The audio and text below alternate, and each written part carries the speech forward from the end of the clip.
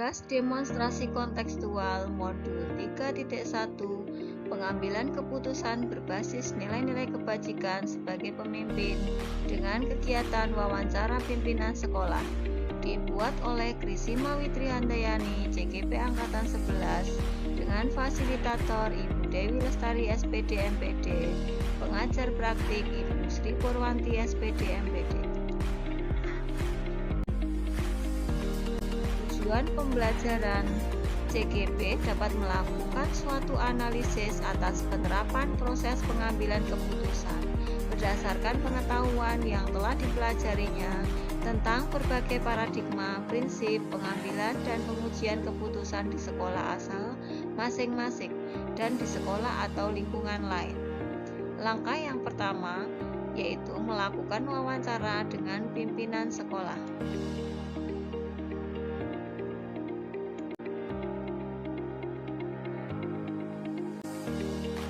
Narasumber yang diambil dalam kegiatan wawancara tugas demonstrasi kontekstual modul 3.1 pengambilan keputusan berbasis nilai-nilai kebajikan sebagai seorang pemimpin, yaitu Kepala Satuan Pendidikan di mana CGP bekerja dan Kepala Satuan Sekolah terdekat dari CGP.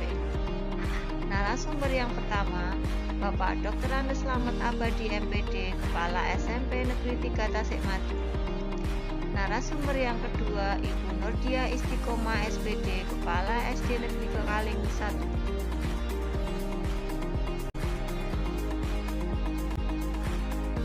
Berikut akan kami sampaikan hasil wawancara dengan narasumber yang pertama, yaitu bersama Bapak Dr. Andes Slamet Abadi MPD, Kepala Sekolah SMP Negeri 3 Tasikmalaya. Selamat siang Bapak. Selamat siang Bu Witri. Apa kabar Bapak hari ini? Alhamdulillah sehat. Terima kasih Bapak untuk waktu yang diberikan kepada saya hari ini. Saya menghadap ke Bapak itu atas dasar memohon bantuan dari Bapak Kepala Sekolah terkait dengan tugas saya sebagai CGP Angkatan 11 untuk memenuhi tugas saya yaitu demonstrasi kontekstual Bapak dengan tema yaitu pengambilan keputusan berbasis nilai-nilai kebajikan sebagai pemimpin. Mohon terkesan ya Bapak. Enggak, silakan. Terima kasih Bapak atas diskusi bersama-sama. Ya, siap Bapak. Terima kasih atas waktu yang diberikan. Untuk menyingkat waktu, ini Bapak kita mulai untuk sesi wawancara ini ya Bapak. Silakan. Oke, untuk pertanyaan yang pertama, selama ini bagaimana Bapak dapat mengidentifikasi kasus-kasus yang merupakan kasus dilema etika ataupun kasus-kasus yang berhubungan dengan bujukan moral? Ya, terima kasih Bu Witri ya. Jadi di sekolah itu kan dinamis sekali.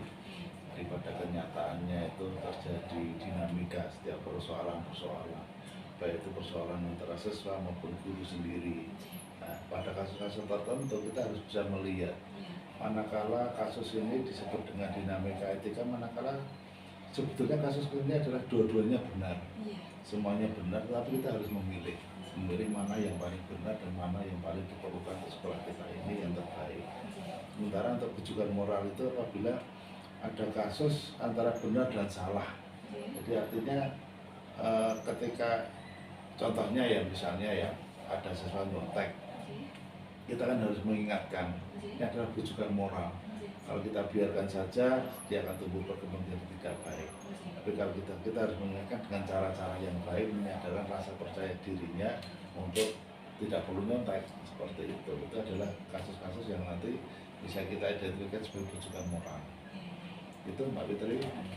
Jadi intinya kalau menurut pendapat Bapak, intinya kalau dilema etika itu adalah mengambil keputusan yang dimana dua-duanya itu benar, jadi harus mempertimbangkan yang paling benar gitu Bapak. Terus kemudian untuk yang bujukan moral itu benar dengan sesuatu hal yang salah, tapi harus menentukan bahwa keputusan yang diambil itu bisa mempertimbangkan kedua-duanya untuk mendapatkan keputusan yang terbaik, begitu ya Pak? Tentunya yang diambil adalah keputusan yang benar.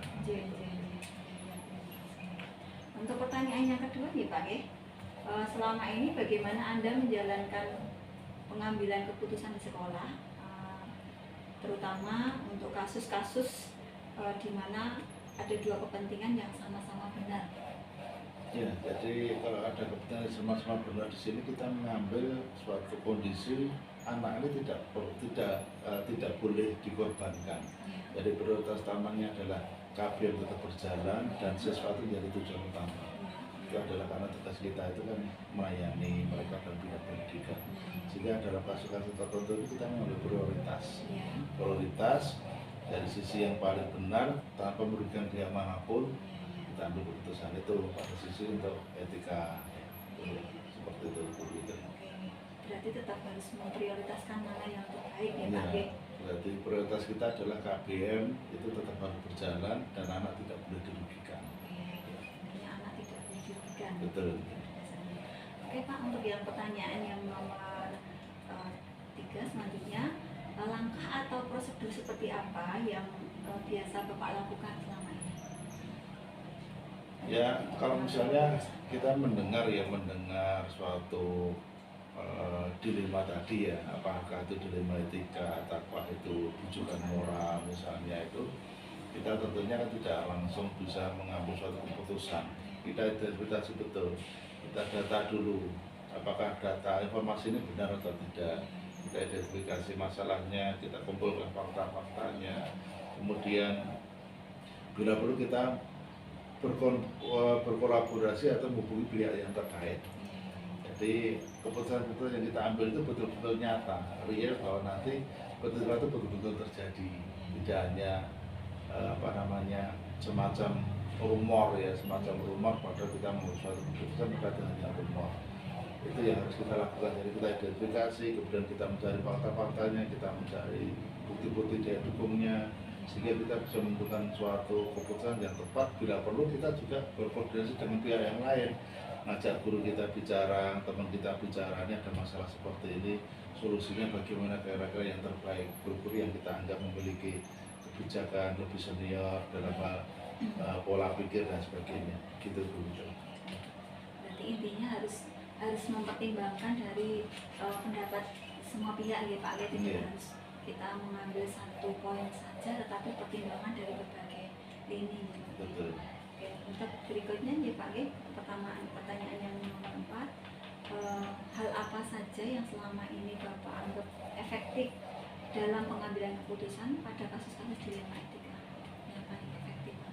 Pada dilema etika ini kita orientasinya itu harus berbasis pada hasil akhir.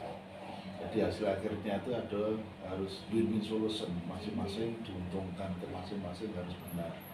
Jadi seperti itu. Kemudian juga pada aturan-aturan yang berlaku, jadi kita tolak ukurnya itu aturan apa yang berlaku terhadap kasus itu. Jadi kita tidak hanya mengambil keputusan berdasarkan keinginan pribadi, tapi ada aturan baku yang kita rujuk untuk menentukan keputusan, sehingga hasil keputusannya insya Allah akan lebih baik. Saya kira itu Bu Tri. Jadi tetap harus ada rujukan yang menjadi acuan saat pengambilan keputusan ya. Iya, dan kita menunjukkan rasa peduli kepada orang tersebut atau kasus tersebut yang terlibat. Jadi kepedulian itu menunjukkan bahwa mereka atau dia akan mendapatkan hasil suatu tindakan yang sudah diperhitungkan dengan baik. Oke Pak, terima kasih. Selanjutnya ya Pak ya, untuk pertanyaan berikutnya, hal apa saja yang selama ini merupakan tantangan dalam pengambilan keputusan pada kasus-kasus dilema etika? Tantangannya seperti apa saja? Tantangan yang sering kita hadapi ya, kadang-kadang kan kita itu sering berdialog, bertemu itu kan kepentingannya pihak terkait dengan sekolah itu kan berbeda. Jadi ada perbedaan kepentingan sebuah tantangan. Karena untuk menyamakan satu visi ini lebih sulit. Jadi kepentingan kan hanya individual. Itu menurut saya benar, menurut yang lain seperti apa. Padahal kita yang ada di sekolah ini berdasarkan aturan tadi, kepentingan yang kita munculkan adalah bukan kepentingan pribadi, tapi kepentingan institusi. Itu tantangan utamanya seperti itu. Jadi tantangan yang selama ini yang menurut Bapak pahami itu adalah adanya kepentingan yang berbeda-beda tadi, yang dimana setiap orang itu tidak memiliki pemikiran yang sama untuk mengutamakan mana yang lebih penting daripada kepentingan pribadinya. Ya, jadi terjadi perbedaan. Kalau pribadi kan mungkin hanya kepentingan pribadi, tapi kepala sekolah atau sekolah harus tujuan atau berpijak pada kepentingan institusi, kepentingan sekolah yang utama. Iya. Terima kasih Pak. Selanjutnya Pak, untuk yang pertanyaan nomor 7, apakah Bapak memiliki tata loka atau jadwal tertentu dalam sebuah penyelesaian kasus dilema etika? Apakah Bapak itu langsung menyelesaikan di tempat atau memiliki sebuah jadwal untuk menyelesaikannya? Bentuk prosedurnya seperti apa? Secara umum tidak ada jadwal khusus secara umum, tetapi ini harus kita selesaikan segera.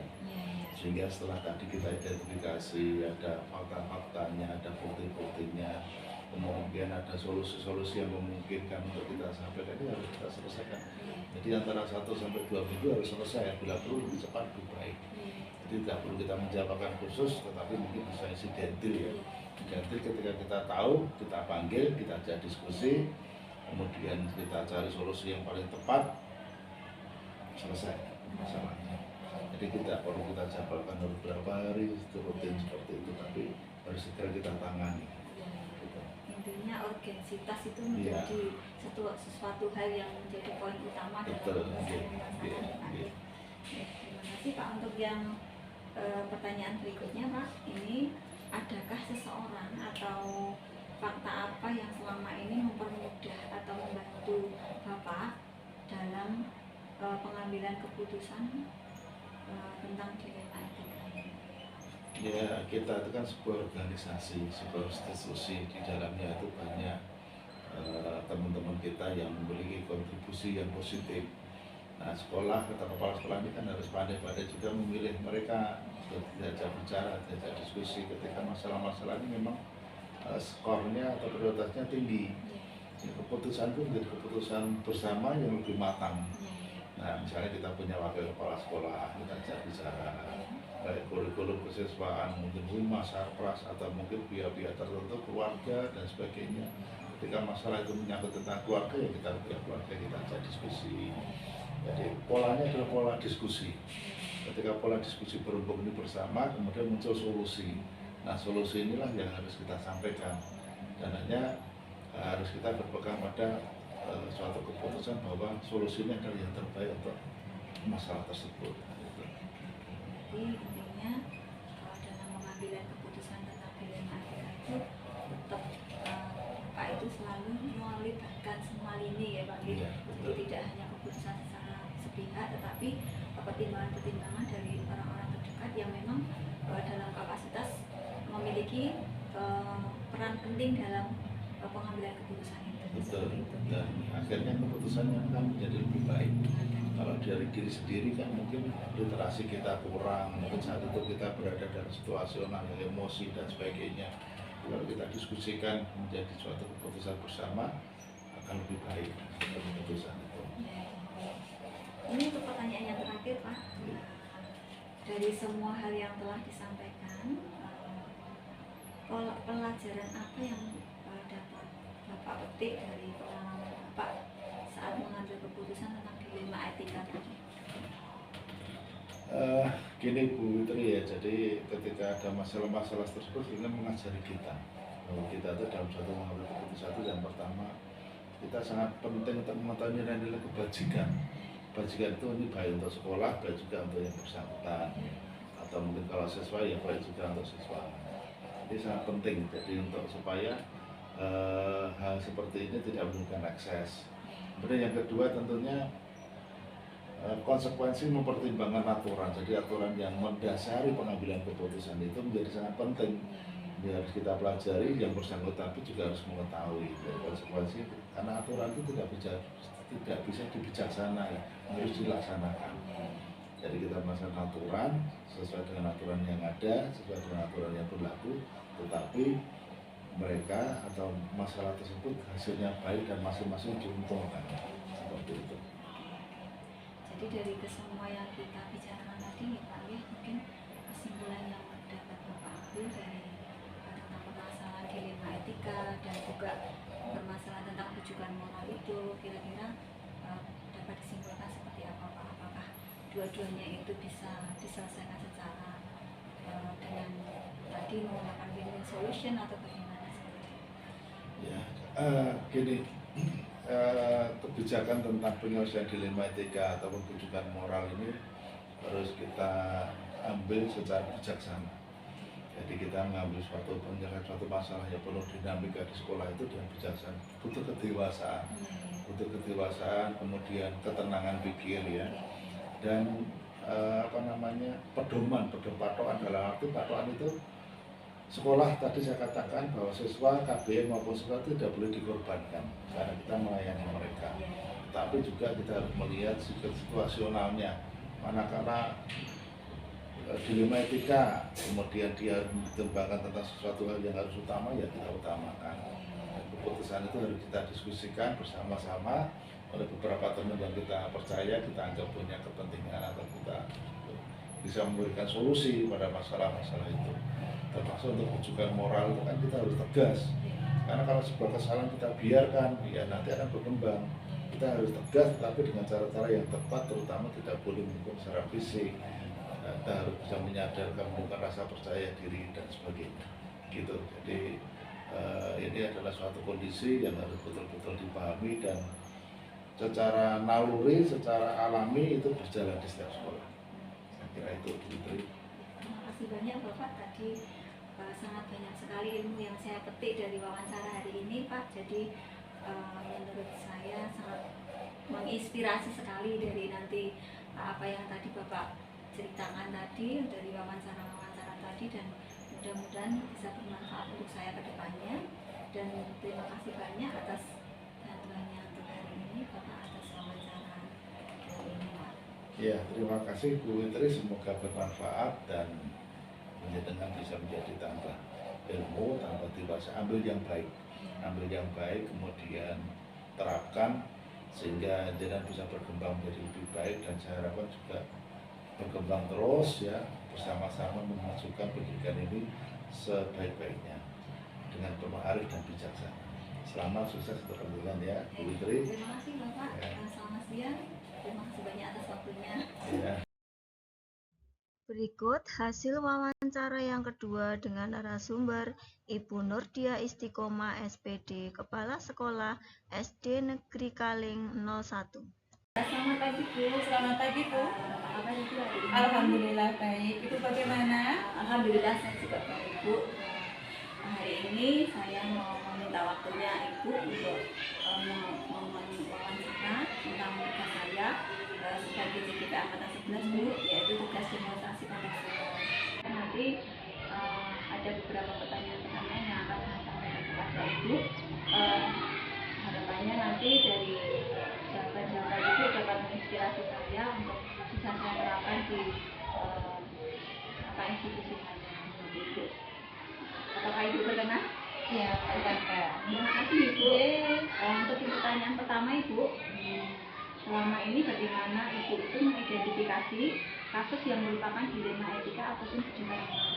Baik, selama ini untuk identifikasi pembedaan kasus tersebut, tentunya kita harus mengenali betul-betul kasusnya seperti apa. Ketika itu bertentangan dengan peraturan, misalnya anak yang datang terlambat, kita harus bagaimana identifikasi masalahnya, termasuk penyebab-penyebabnya dan dampaknya. Setelah itu baru bisa kita putuskan apakah itu termasuk dilema etika atau rujukan. Berarti lebih menitik beratkan pada identifikasi. Iya, identifikasi betul. Oke. Untuk pertanyaan yang kedua Ibu, selama ini bagaimana Ibu itu menjalankan pengambilan keputusan di sekolah Ibu, terutama untuk kasus-kasus di mana ada dua kepentingan yang sama-sama besar Ibu? Itu susah ya kalau seperti itu, tetapi kita di sekolah ini kan ada tim Ibu. Jadi saya tidak bekerja sendiri, kami ada tim yang terdiri dari guru-guru yang sudah kami tunjuk, yang biasanya memang kami mintai pertimbangan, kita mintai sumbang saran terkait kasus-kasus yang ada di sekolah. Ini penting karena keputusan itu kan nanti berdampaknya bukan hanya kepada saya sebagai pimpinan, tetapi keputusan ini akan berdampak kepada rekan-rekan guru, juga kepada siswa. Maka kita memerlukan tim yang solid yang mampu memberikan solusi-solusi terhadap masalah-masalah tersebut. Apalagi kalau sudah berkaitan dengan dua pihak yang inilah, itu memang harus teamwork betul. Iya. Jadi intinya tidak hanya satu pendapat dari Betul, kita secara harus ada pribadi. kolaborasi Iya, dengan karena barangkali apa yang kita lihat dengan yang dilihat Iya, oleh benar. teman kita Faktanya juga. mungkin bisa berbeda. Oh, gitu ya Bu ya. Ini Bu, terima kasih. Untuk pertanyaan berikutnya ya Bu, pertanyaan nomor 3, langkah atau prosedur seperti apa yang biasanya Ibu lakukan selama ini? Baik, yang pertama itu kita tetap kenali masalah. Oh iya. Kenali masalah, kenali penyebabnya. Itu penting.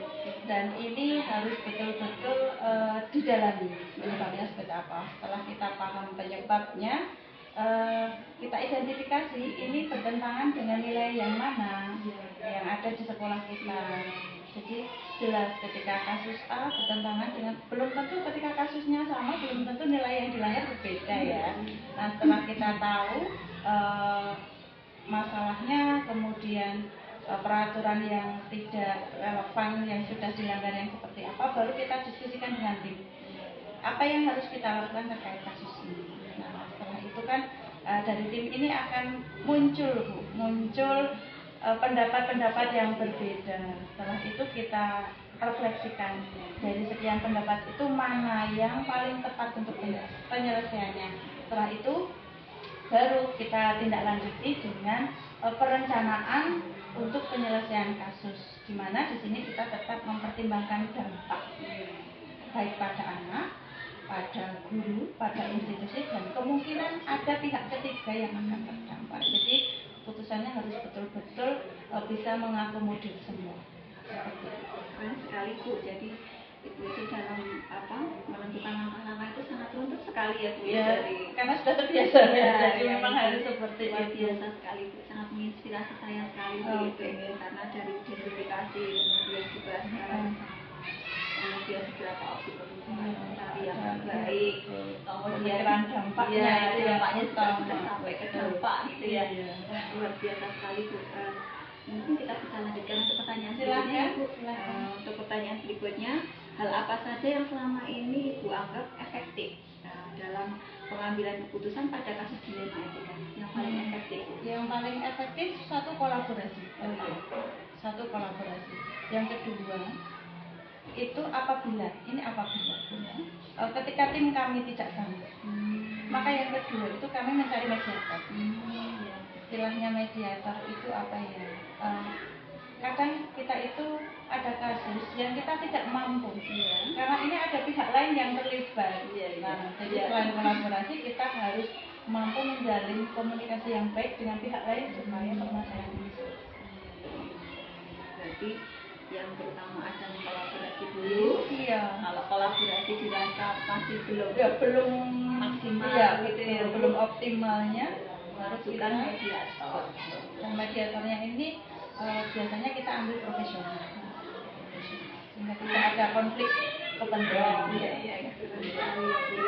Sekarang untuk pertanyaan berikutnya Bu, hal apa saja yang selama ini merupakan tantangan Bu? Jadi dari pengambilan keputusan yang pada kasus-kasus dilema etika yang pernah Ibu alami itu, tantangannya apa? Tantangan itu tetap bagaimana cara kita mengambil keputusan yang memberi dampak baik pada semuanya, atau paling tidak keputusan yang diambil itu meminimalisir kerugian atau risiko pada pihak-pihak terkait. Itu menjadi tantangan karena kadang kita itu pengen menyelesaikan cepat tapi tidak memberikan dampak, atau kita ingin menyelesaikan tepat tapi tepat itu kadang kurang efektif, kurang sesuai. Maka tantangan yang utama yaitu mengambil keputusannya itu supaya bisa berdampak baik.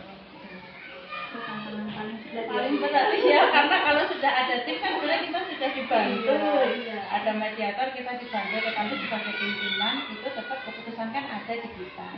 Keputusan saat pengambilan keputusan itulah yang menjadi tantangan menurut saya. Itu yang perlu dipecahkan ya. Oke Ibu, kita lanjut untuk pertanyaan yang berikutnya ya Bu. Apakah Ibu memiliki tata letak atau jadwal tertentu dalam sebuah penyelesaian kasus dilema etika? Kemudian apakah Ibu langsung menyelesaikan masalah itu? Kemudian bagaimana bentuk atau prosedurnya? Baik. Kalau tata waktu tidak ada ya, tata waktu itu karena kasus-kasus seperti kan munculnya insidental ya Bu. Jadi bisa jadi dalam 1 bulan itu tidak ada sama sekali, bisa jadi dalam 1 minggu itu beberapa kasus begitu. Nah, kalau saya tidak ada target waktu, kita lihat dulu, kita kenali dulu apakah kasusnya ini perlu kita selesaikan dalam waktu secepatnya atau mungkin seketika. Tetapi ada kasus yang tidak mungkin kita selesaikan seketika. Jadi waktunya itu kita dasarkan pada kasus yang terjadi. Setelah kita identifikasi, baru kita bisa melihat, oh ini harus segera, oh ini kita butuh agak lama karena mungkin melibatkan pihak-pihak yang banyak seperti itu. Jadi tidak ada timeline atau tata waktu yang khusus begitu, tidak ada target. Yang penting jangan sampai kasus itu dibiarkan berlarut-larut. Seperti tuh ya Bu, lagunya karangannya itu ya Bu. Iya, satu rampung tak durungin ditembung ya. Betul gitu ya Bu. Karena itu memang harus segera kita tangani dari makanya Betul. Iya. Terima kasih Bu. Untuk pertanyaan yang berikutnya ya Bu ya. Adakah seseorang atau fakta apa yang selama ini mempermudah atau membantu ibu dalam pengambilan keputusan dalam kasus dilema itu? Oke, yang pertama tentunya dukungan tim dari sekolah. Yang kedua pengalaman pengalaman belajar. Jadi kami meskipun sudah sebagai kepala sekolah, tetapi ketika sharing bersama teman-teman kepala sekolah dari sekolah yang lain, baik jenjang yang sama maupun jenjang yang berbeda, kemudian sharing dengan guru dari sekolah lain, nah itu bisa membentuk pengalaman belajar. Jadi dari beberapa hal yang mungkin sudah diselesaikan oleh teman-teman kasus yang mirip itu bisa mengkonstruk pemikiran saya. Oh berarti ada istilahnya pilihan 1, 2, 3, 4 ketika ada kasus seperti ini. Jadi yang pertama tim, yang kedua pengalaman. Ada mungkin yang mirip, iya ada pengalaman. Keren sekali, sangat menginspirasi sekali apa yang Ibu sampaikan kepada saya. Bermanfaat. Ini untuk pertanyaan yang terakhir Ibu, dari semua hal yang telah disampaikan, pembelajaran apa yang dapat Ibu petik dari pengalaman Ibu dalam mengambil keputusan tentang dilema ini? Kalau dari semua hal yang sudah kita lakukan ya Bu, ada satu hal yang perlu ada di diri pimpinan selain peraturan, disiplin, integritas, ada empati yang harus dimiliki supaya tadi ketika penyelesaian kasus dampaknya baik dan tidak minim resiko tadi, itu harus ada empati yang diikutkan, bukan untuk membuat kita lemah, tetapi untuk mencari penyelesaian yang lebih baik. Intinya kayak seperti memanusiakan orang gitu ya Bu. Iya, memahami posisi dari si pemilik kasus ini. Seperti itu. Berarti nanti yang pemilik kasus itu merasa betul diperhatikan, di ini kebutuhannya dikenali, kebutuhannya terpenuhi, tetapi apa yang menjadi kewajibannya, apa yang harus dilakukan itu bisa tetap terlaksana. Keren ya Bu ya. Ternyata banyak sekali yang bisa saya gali Bu dari pembicaraan kita hari ini. Mungkin sedikit kesimpulan yang bisa disampaikan dari apa yang kita bahas tentang dilema etika maupun kejutan moral. Kalau saya itu kesimpulan untuk kita sebagai pendidik itu satu, kita harus sehat dulu, baik dulu supaya teman-teman kita, anak didik kita bisa baik, bisa sehat. Itu berarti memulai dari diri Ya, supaya bisa memberi pengaruh kepada lingkungan sekali seperti luar biasa. Luar biasa sekali mungkin dari obrolan kita, wawancara kita dari awal sampai akhir. Saya menyimak betul banyak sekali petuah-petuah yang bisa saya ambil dari yang Bunda sampaikan tadi. Mudah-mudahan apa yang Bunda sampaikan tadi bisa memberi manfaat yang baik kedepannya. Bisa saya tetap menyiapkan acuan untuk mengambil keputusan di kesatuan pendidikan. Terima kasih, semoga bermanfaat dan sukses selalu dan selagi kita masih sempat, mari terus belajar mengembangkan diri, mengembangkan potensi supaya bisa bermanfaat. Terima kasih banyak Bu atas waktunya. Setelah melakukan wawancara terhadap pimpinan-pimpinan tersebut, apa yang selama ini dilakukan pimpinan-pimpinan tersebut? Praktik apa yang selama ini dijalankan? Yang dilakukan oleh kedua pimpinan tersebut adalah berusaha untuk mengambil keputusan yang terbaik saat dihadapkan dari adanya kasus dilema etika maupun rujukan moral di satuan pendidikan yang mereka pimpin, dan keduanya berusaha untuk bijaksana dalam pengambilan langkah dengan tetap mempertimbangkan kesepakatan bersama serta dampak yang akan ditemukan dari adanya pengambilan keputusan tersebut. Praktik baik yang sudah dilaksanakan adalah saat menemukan kasus dilema etika maupun rujukan moral, diawali dengan melakukan identifikasi permasalahan, kemudian berdiskusi bersama dalam mengambil opsi pilihan, serta mempertimbangkan dampak yang akan dialami dari pengambilan keputusan tersebut. Analisis praktik pengambilan keputusan dilema etika tersebut di antara para pemimpin yang Anda wawancarai, dan kaitkan dengan pengetahuan Anda sendiri tentang 4 paradigma, 3 prinsip, dan 9 langkah pengujian. Dari hasil analisis saya mengamati bahwa pengambilan keputusan yang berbasis nilai kebajikan yang dilakukan oleh kedua pimpinan tersebut, meskipun dari latar belakang kepala sekolah yang berbeda, di mana salah satunya adalah kepala sekolah penggerak, keduanya sudah memahami adanya 4 paradigma, 3 prinsip, dan 9 langkah pengujian.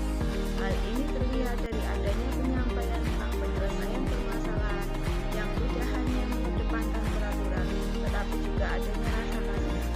Pengambilan keputusan berdasarkan identifikasi latar belakang dan empati, serta dilakukan melalui beberapa tahapan untuk mematangkan dalam pengambilan keputusan. Kesimpulan: berdasarkan dari wawancara terhadap Kepala Satuan Pendidikan SMP Negeri 3 Tasikmalaya dan SD Negeri 01 Kaling, Bapak Dr. Andes Slamet Abadi MPD dan Ibu Nurdia Istiqomah SPD, didapatkan kesimpulan bahwa menurut beliau, dalam pengambilan keputusan yang menitik beratkan pada kasus dilema etika dan rujukan moral, dapat disimpulkan bahwa 1. Dalam pengambilan keputusan harus melalui tahapan mulai dari identifikasi masalah, kemudian dilakukan analisis secara bersama dengan melibatkan tim kerja yang berkepentingan dari permasalahan tersebut, kemudian menentukan opsi-opsi pilihan yang menjadi alternatif pengambilan keputusan yang nantinya dipilih yang menjadi prioritas paling utama untuk dilaksanakan.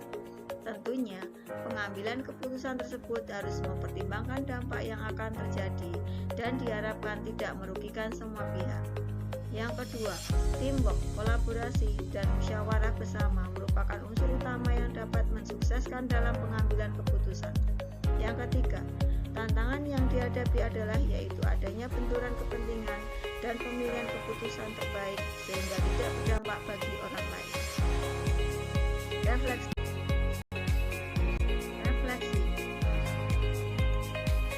yang saya dapat dari adanya kegiatan wawancara terhadap kedua pimpinan tersebut adalah saya secara pribadi sebagai seorang calon guru penggerak dapat memetik pengalaman yang